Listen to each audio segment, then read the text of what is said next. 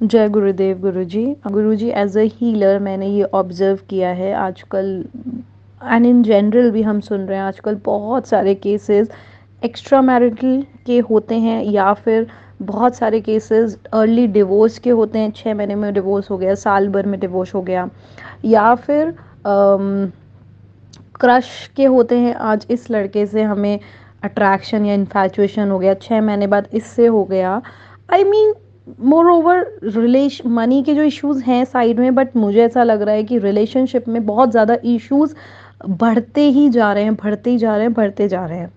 Now ये issues में मुझे ऐसा लगता है कि healers is a important role. Healer बहुत इंपॉर्टेंट रोल प्ले करते हैं, बिकॉज जब किसी की लाइफ में ऐसा इशू होता है वो हीलर्स के पास जाते हैं कि भाई मेरी लाइफ में ये प्रॉब्लम है, एस्ट्रोलॉजर्स के पास जाते हैं ये प्रॉब्लम है, तो हमें उनको सही गाइडेंस देनी चाहिए। राइट, अब सही गाइडेंस क्या है उसकी डेफिनेशन सबके लिए अलग अलग है। कोई है बंदा उसको पैसे कमाने से मतलब है, सही गलत से मतलब नहीं है। कोई बंदा है उसको सही गलत से मतलब है, पैसे कमाने से मतलब। अपना सबका अपना अपना पॉइंट ऑफ व्यू है। माई क्वेश्चन इज कि जब हमारे पास कोई आए, फॉर एग्जाम्पल एक हस्बैंड वाइफ हैं, हस्बैंड को अपनी वाइफ में इंटरेस्ट ही नहीं है, उसको XYZ किसी और लड़की पर क्रश आ गया, किसी और लड़की से सो कॉल्ड प्यार हो गया। वो हीलर के पास आया, उसने हीलर से कहा कि भाई मेरे को वो लड़की अच्छी लगती है, बट वो लड़की मेरे पे इतना मतलब मेरे पे इतना ध्यान नहीं देती, एंड मैं चाहता हूँ कि वो लड़की मेरी तरफ अट्रैक्ट हो जाए। एज अ हीलर वो मेरा क्लाइंट है, मैंने उसको कुछ वशीकरण मंत्र दे दिए, ये सब दे दिया, कर दिया, स्पेल कर दिया, वट एवर, एंड उस लड़की को फॉर अ टाइम बिंग उसकी लाइफ में ले आई। लेकिन क्या मैं उस बंदे की वाइफ के साथ या उनकी मैरिड लाइफ के साथ खिलवाड़ नहीं कर रही? क्या मैं ये सही कर रही हूँ? क्योंकि लोग कर रहे हैं ऐसा। सेकेंडली, क्या जो डिवोर्स के केसेस आते हैं हमारे पास, हमें बिना, क्योंकि हमारे पास एक बंदा आएगा, for example husband and wife, मेरे पास वाइफ आई, हस्बैंड नहीं आया। क्लाइंट्स जनरली जब आते हैं तो अपनी अपनी बताते हैं, सामने वालों को वो हमेशा गलत बताते हैं। क्या हमें इस केसेस में डिवोर्स के लिए इन लोगों के लिए काम करना चाहिए? क्योंकि हम सिर्फ एक बंदे की सुन के, क्या हमें ऐसे स्टेप लेने हैं, लेने चाहिए? नाउ ये सारी चीज़ें करके क्या हम अपने भी कर्म खराब करते हैं? किसी भी मैरिड लाइफ को करके हम अपने भी मैरिड क्या, अपनी भी लाइफ या अपने भी कर्मा खराब कर रहे हैं? ऑल्सो कि बहुत सारे केसेस में ऐसा होता है कि लाइक शादी नहीं हुई, गर्लफ्रेंड बॉयफ्रेंड है, आज मुझे ये बॉयफ्रेंड अच्छा लग गया, अगेन ये मेरे पे इतना ध्यान नहीं दे रहा, तो आप कुछ कर दो प्लीज़। ठीक है, अब 6 महीने बाद वो क्लाइंट मेरे पास फिर से आया है, मेरा उससे तो ब्रेक ऑफ हो गया, अब मेरा इससे कर, अगेन एंड अगेन हम उनकी इन चीज़ों में हेल्प कर रहे हैं। बहुत सारे केसेस ऐसे आते हैं कि 10 दिन में मेरे बॉयफ्रेंड की शादी है, वो शादी कर रहा है क्योंकि घर वाले तैयार नहीं हुए, या मम्मी पापा की तबीयत ख़राब हो गई, हमारा रिलेशन 5 साल पुराना था, लेकिन अब वो किसी और लड़की से शादी कर रहा है। आप कुछ करो प्लीज़, उसकी रातों रात शादी तुड़वा दो, मुझे कोई मंत्र दो, कुछ करो। अगेन तुड़वाने का काम। जिस लड़की से डेस्टिनी उसकी शादी करवा रही है, हमें उसको तुड़वाना है। सामने वाला बंदा समझदार है, उसने 5 साल का प्यार छोड़ दिया अपने पेरेंट्स के लिए और वो शादी कर रहा है, वो मूव ऑन कर रहा है, बट लड़की या लड़का नहीं मूव ऑन करना चाह रहे हैं, वो हीलर्स के पास जा रहे हैं एंड गलत सलत काम करवा रहे हैं। अगेन, क्या ये सब करना, ऐसे लोगों की मदद करना सही है? हमें सिर्फ क्या अपनी जेब देखनी है कि हमारी जेब भर रही है, बस हमें अपना काम करना है, गलत सलत करके उनकी लाइफ में चाहे कुछ भी हो जाए, हमें बस कुछ भी कर देना है, उनके लिए गलत तरीके से हेल्प कर देनी है और अपनी जेब भर लेनी है? क्या ये सब सही है? सेकेंडली, ये इतना ज़्यादा क्यों होने लगा है? मैंने देखा है, हमारे पेरेंट्स हैं, हमारे मतलब कोई लव मैरिजेस, मतलब आई मीन होती होंगी, रेशियो बहुत कम था, अरेंज मैरिजेस होती थी, कोई मिलना जुलना नहीं होता था शादी से पहले, बट फिर भी वो लोग मरते दम तक साथ रहते थे, निभाते थे, फैमिली में जो रिचुअल्स थे, जो कमी थी, कम थी, बढ़ती, सब अपनाते थे। मैं ये नहीं कह रही लेडीज़ एडजस्टमेंट करती थी, मे बी जेंट्स भी करते होंगे, बट अब ऐसा कुछ भी नहीं है। ये इतना जल्दी शादी टूटना एंड अलग हो जाना, और फिर शादी से अलग हो जाना, फिर शादी के बाद तुरंत किसी और के साथ इन्वॉल्व हो जाना, फिर तुरंत दूसरी शादी कर लेना, फिर कई लोगों की तो दूसरी शादियां भी टूट जाती हैं। ये ऐसा अब क्यों बढ़ता जा रहा है? ये अब क्यों हो रहा है इतना सब कुछ? लोगों को रिलेशनशिप हैंडल करने में इतनी प्रॉब्लम्स क्यों आ रही हैं अब? और जो प्यार होता है, जो सच्चा प्यार होता है, जो एडजस्टमेंट्स होते हैं, जो कॉम्प्रोमाइज़ेज़ होते हैं, जो एक दूसरे के लिए करने वाली फीलिंग है, वो मरती क्यों जा रही है? ये सारे मेरे क्वेश्चंस हैं। अगर आप इन पे थोड़ा-सा मुझे बताएँगे, तो वो मुझे बहुत अच्छा लगेगा। जय गुरुदेव, जय माँ। सबसे पहले एक हीलर क्या काम करता है, एक हीलर का मतलब क्या है? हीलर अर्थात गुरु सही है कि नहीं? एक गुरु का काम क्या है? उत्तर सोचते सोचते आप मेरे जवाब को सुनना। इस जवाब को सुनते सुनते मेरे इस प्रश्न पर सतत मनन करो, वरना उत्तर आपकी समझ में नहीं आएगा। अब आपके प्रश्नों के उत्तर देते हैं, प्रश्नों को देखते हैं। सबसे पहले आपने कहा कि आजकल रिलेशनशिप में बहुत इश्यूज है। बात आपकी सच है। पुराने ज़माने में सबकी पढ़ाई गुरुकुल में होती थी, पर आजकल कॉन्वेंट एजुकेशन है। गुरुकुल में सब ज़रूरी विषयों को पढ़ाया जाता था, और जो आज के ज़माने में विज्ञान इत्यादि है उसको भी पढ़ाया जाता था, भाषा पढ़ाई जाती थी। लेकिन सबसे ज़रूरी, सर्वाधिक ज़रूरी विषय को आजकल नहीं पढ़ाया जाता है, उसे गुरुकुल में अवश्य पढ़ाया जाता था। जैसे कि सांस कैसे लेना, प्रेम कैसे करना, प्रेम संबंध कैसे बनाना, कैसे उसे संभालना, विश्वास कैसे करना, ये सब चीज़ें, तनाव से कैसे मुक्त रहना, कैसे बचना, दुख का सामना कैसे करना, दुख से बाहर कैसे निकालना। तो ये बहुत ही आवश्यक चीज़ें आजकल हम ना ही सीखते हैं हमारे कॉन्वेंट एजुकेशन में, और ना ही हमारे बच्चे सीख रहे हैं। और आपकी इस बात में मैं सहमत हूँ कि एक हीलर जो है उसको बहुत जिम्मेदारी लेनी पड़ेगी।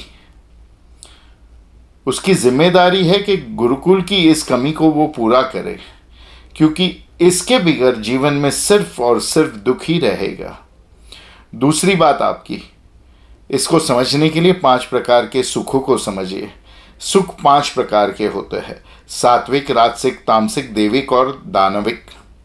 सात्विक सुख ऐसा है कि आपका झगड़ा हो जाए आपकी गर्लफ्रेंड से, या आपके बॉयफ्रेंड से, या आपके पति पत्नी से, और आप घर छोड़ दो या उनको घर से बाहर निकाल दो, जैसी परिस्थिति हो। तो अभी तो थोड़ा सा सुख प्राप्त हो गया कि चलो, पर आगे लंबा दुख अगर आने वाला है। इसको ऐसे नहीं समझोगे तो ऐसे समझ लो कि अगर आपको डायबिटीज़ है, डॉक्टर ने मीठा खाने की मनाही की है, रसगुल्ला कोई ले आए और आप रसगुल्ला खा लो, अभी तो थोड़ा सुख मिल जाएगा, बाद में लंबा दुख। अगर आपने ये सुख पा लिया, रसगुल्ला खा लिया, तो ये राजसिक सुख है। नहीं खाया तो अभी थोड़ा सा दुख होगा, आगे लंबा सुख होगा, ये सात्विक सुख है। रसगुल्ला नहीं खाया, अभी थोड़ा दुख, बाद में लंबा सुख, ये सात्विक सुख। रसगुल्ला खा लिया, अभी थोड़ा सुख, बाद में लंबा दुख, ये राजसिक सुख। कोई लोग नशे करते हैं, सिगरेट, दारू इत्यादि पीते हैं, ड्रग्स लेते हैं, उनको पहले भी दुख, बाद में भी दुख। उनको सुख का भ्रम होता है, सुख होता नहीं है। उनको लगता है दारू पीने से, सिगरेट पीने से, ड्रग्स लेने से सुख हो रहा है, लेकिन सुख नहीं हो रहा है, सुख का भ्रम हो रहा है। हाँ, उसको करने से तो सुख नहीं मिलता है, पर उसको नहीं करने से दुख होता है। ये तामसिक सुख तीसरे प्रकार का। चौथे प्रकार का जो है वो दानविक सुख। आप ड्रग्स ले रहे हो, शराब पी रहे हो, सिगरेट पी रहे हो, आप तो दुखी हो ही रहे हो, आपके आसपास के लोग जो आपके प्रियजन हैं वो भी दुखी हो रहे हैं। इसे दानविक सुख कहते हैं, दानवों का, राक्षसों का सुख। पांचवा सुख जो है देविक सुख। जैसे आप ध्यान करते हो, मंत्र करते हो, पूजा करते हो, पहले पहले तो ये करने में कंटाला आता, फिर करते हुए भी सुख, और उसके आफ्टर रिजल्ट जो है, उसके बाद जो प्राप्त होता है उसमें भी सुख ही सुख है। तो ये 4 प्रकार के, हमारे 5 प्रकार के सुख है। एक हीलर को इसका ज्ञान होना बहुत ज़रूरी है।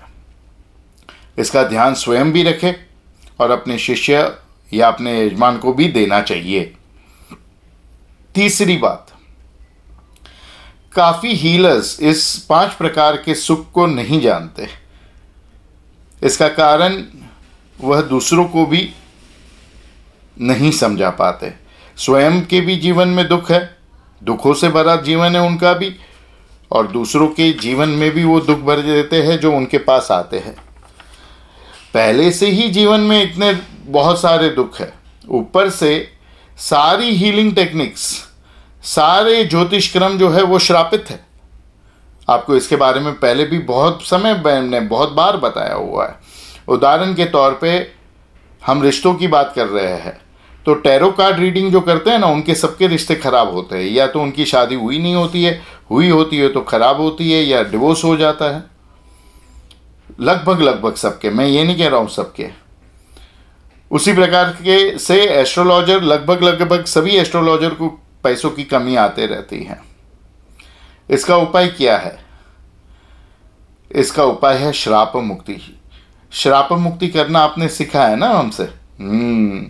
तो ये 2 चीज़ें तीसरे पॉइंट में मैं कहना चाहता हूँ आपको कि 5 प्रकार के सुख और श्राप मुक्ति, ये सारे हीलर्स को याद रखना चाहिए और अपने जो शिष्य है, यजमान है, उनको भी समझाना चाहिए। चौथी बात यह है कि आपने कहा कि यदि हम गलत करेंगे तो हमारे साथ भी गलत ही होगा। जी हाँ, अवश्य गलत होगा, पर इसके आगे की भी बात ये सुन लो कि यदि सही करेंगे तो भी एक गुरु या एक हीलर के साथ गलत ही होगा। अब आपको लगेगा कि ऐसा क्यों? बहुत सरल है, समझ लो।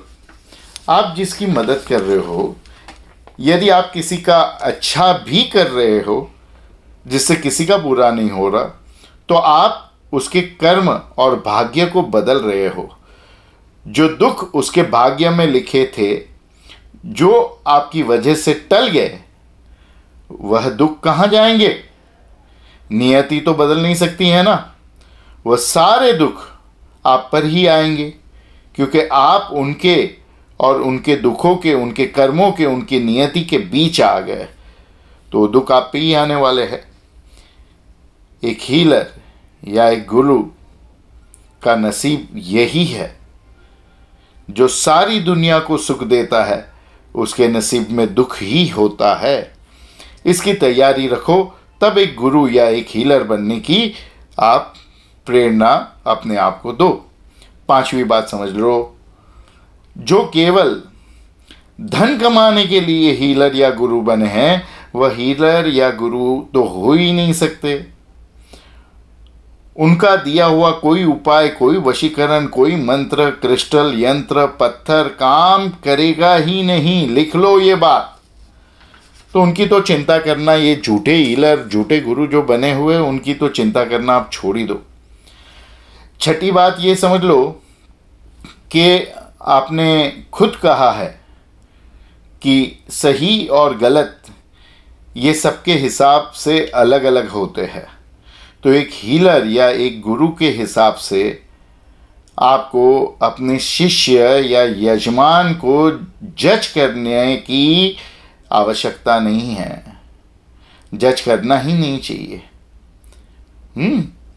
ना अपने यजमान को, ना अपने शिष्यों को, ना दूसरे हीलर को जज करे, ना अपने आप को जज करे। सिर्फ ये जज करे कि इससे कौन से प्रकार का सुख प्राप्त होगा, पहला, दूसरा, तीसरा, 5वां, सत्व, रजस, तमस, देविक या दानविक।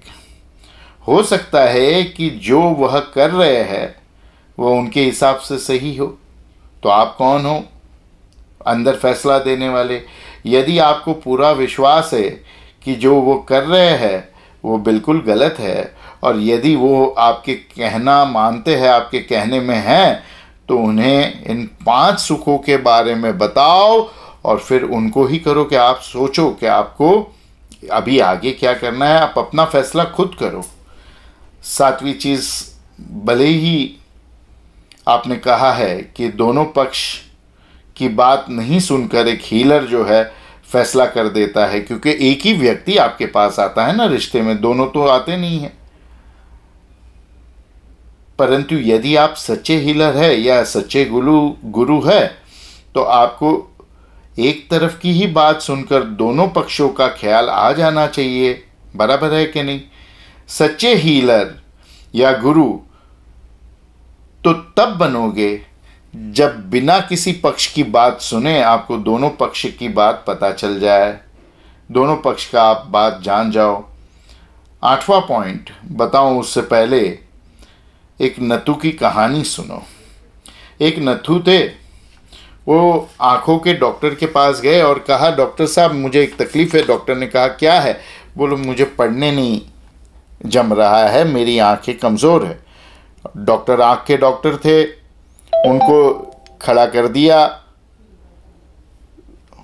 अपने चार्ट के सामने, कहा पढ़ो। कहा कुछ नहीं पढ़ने में आ रहा है। बड़े अक्षर पढ़ो। बोला नहीं पढ़ने में आ रहा है। डॉक्टर ने पकड़ के कहा, इतने बड़े बड़े अक्षर भी नहीं आ रहे तो तुम्हारे को तो चश्मा नहीं, ऑपरेशन करना पड़ेगा। आँख का ऑपरेशन कर लिया, फिर बोला पढ़ो। बोला अभी भी नहीं आ रहा है। फिर ऑपरेशन किया, फिर बोला पढ़ो। बोला अभी भी नहीं आ रहा है। कहा ये तो कमाल है, 3 बार ऑपरेशन हो गया, अभी भी क्यों नहीं पढ़ सकते तुम? तो लास्ट में नथु कहते, क्योंकि मैं पढ़ा लिखा नहीं हूँ। तो ऐसी दिक्कतें हीलर को आती है, और यजमानों को भी जल्दबाजी करने वाले हीलर से या कच्चे पक्के हीलर जिनको खुद का पता नहीं है उनसे आता है। तो सबसे अच्छा तो यही होता ना कि डॉक्टर उसको पढ़ा लिखा लेता, 3 बार ऑपरेशन नहीं कर देता उसका। तो पहले ही पता होता तो ऐसा हो जाता। इसलिए अपने गुरु को, अपने हीलर को अपने इंट्यूशन एकदम स्ट्रांग रखने चाहिए, जिससे वो सबके सहायता कर पाए। आप कहते हैं कि कुछ लोग बार बार रिश्ते बदलने आते हैं, 6 महीने 7 महीने, कुछ महीनों के बाद। उसके लिए भी उनको ये कहना चाहिए कि बार बार आंखों के ऑपरेशन मत कराओ, आप पढ़ना सीख लो। अगर आप एक गाड़ी चला रहे हो और वो गाड़ी आपके हाथ से ठुक जाती है, तो आप क्या करते हो? नई गाड़ी खरीद लेते हो? नहीं ना, आप गाड़ी ठीक से चलाना सीखो। बार बार गाड़ी बदलने से आपको गाड़ी चलाने आ नहीं जाएगी। उसी प्रकार से रिश्ते अगर आपको संभालने नहीं आते, निभाने नहीं आते, बार बार अलग अलग बॉयफ्रेंड गर्लफ्रेंड बदलने से आपको रिश्ते निभाना नहीं आएगा। आपको अपने आप पे काम करना पड़ेगा, रिश्तों को बदलना नहीं पड़ेगा। ये आपको अपने सभी यजमानों को और शिष्यों को समझाना होगा, अगर आप सच्चे गुरु या सच्चे हीलर है तो। 9वां पॉइंट ये है कि आपकी आखिरी जो परेशानी है, आपका आखिरी जो प्रश्न है कि आजकल लोग रिश्ते क्यों नहीं निभा पाते पहले की तरह। पहले अरेंज मैरिज होते थे और माता पिता की मर्ज़ी से होते थे और मरते दम तक निभते थे, हमारे माता पिता दादा दादी के, और जन्मों जन्मों का साथ रहता है। आप तो कहते हो मरते दम तक, मैं कहता हूँ जन्मों जन्मों का साथ रहता था। अब इसका उत्तर सुनने से पहले ये समझ लो कि ये अच्छी बात भी थी कि जन्मों जन्मों का साथ रहता था या मरते दम तक रिश्ते टिकते थे, और ये बुरी बात भी है। इस पे और कभी चर्चा करेंगे, वरना आज की बात बहुत लंबी हो जाएगी। परंतु पहले अगर हम देखें तो शादी की विधि हिंदुओं में, सनातनियों में बहुत लंबी और कई दिनों तक चलने वाली और जटिल होती थी। और आपने जैसे कहा कि माता पिता की मर्ज़ी से रिश्ते, शादी, विवाह होता था। अब हिंदुओं ने बाकी धर्मों वालों को देखकर अपनी विधि को एकदम सीमित कर दिया, छोटी बना दिया, सरल बना दिया, लव मैरिज ज़्यादा होने लगे। तो अब इसका रहस्य जान लो कि जो जितनी जटिलता से बनता है और जितनी मुश्किल से और देरी से जुड़ता है वो आसानी से छूट नहीं सकता। दूसरी बात यह है कि जो अपनी मर्जी से किया है ना, जोड़ा है ना, बनाया है, उसे अपनी मर्जी से तोड़ना बहुत आसान होता है। पर जो अपनी मर्जी से नहीं हुआ है, माता पिता की मर्जी से हुआ है, उसे तोड़ना कठिन हो जाता है। इसीलिए पहले विवाह जो है ज़्यादा टिकते थे, उम्र भर टिकते थे, डिवोर्स कम होते थे। और आजकल आम बात हो गई है शादी तोड़ना, विवाह तोड़ना। हाँ, और इस पे मनन करो, इस पे चिंतन करो।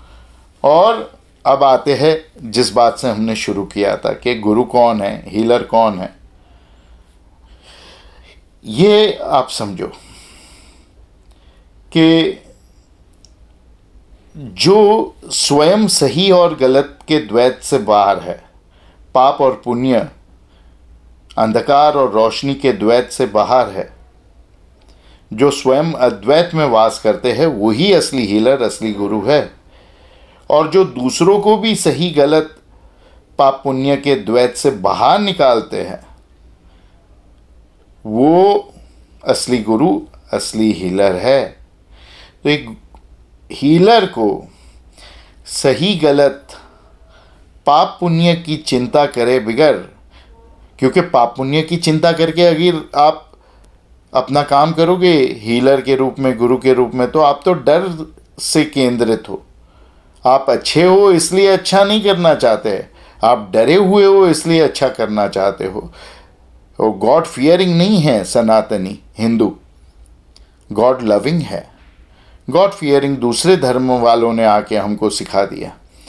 तो आप गॉड लविंग बनो और दूसरों को भी, अपने शिष्यों को, यजमानों को गॉड लविंग बनाओ, गॉड फियरिंग नहीं।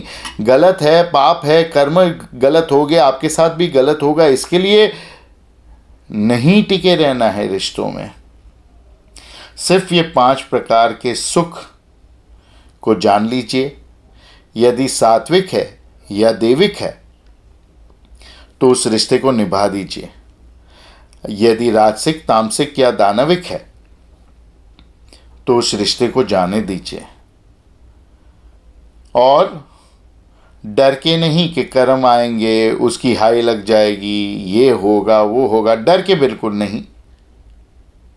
इसलिए कि ये मुझे सुख दे या दुख दे, परंतु मेरे शिष्य को, मेरे यजमान को ये अवश्य सुख प्रदान करेगा, ये अवश्य उत्तम में उत्तम राहत प्रदान करेगा।